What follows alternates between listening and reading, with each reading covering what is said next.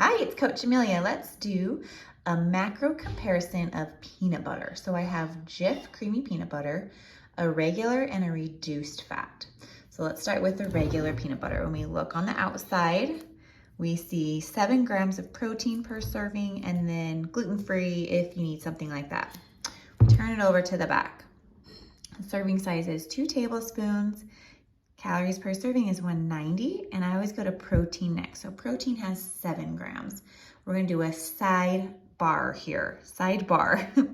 So if you take the protein and tack a 0 to the end, so 70, and then you compare that to the total calories, you can tell if this item is something that's a bang for your buck protein source. So if 70 was the same as 190 or greater, then this would be a really big source of protein.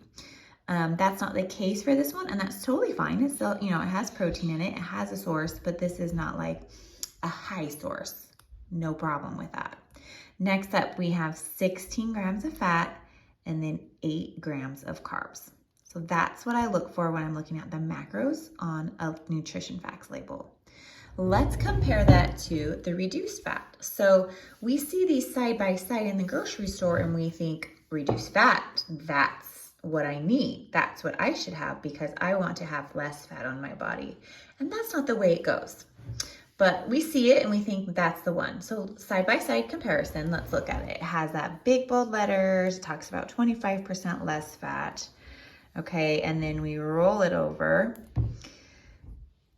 Same serving size, 2 tablespoons. This one also has 190 calories per serving, so it's the same amount of calories. I go to my protein, 7 grams, same amount of protein. So now we have total fat 12 grams and total carbs 15 grams. So this peanut butter, this reduced fat, it has 4 grams less of fat than regular. 4 grams, that's 36 calories come from carbs versus from fat because it's the same amount of calories.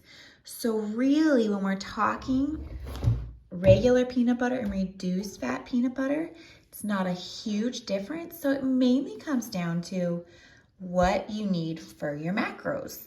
It's gonna be the same calorie count. Do you need more fat or do you need more carbs? So they're both good. I keep both.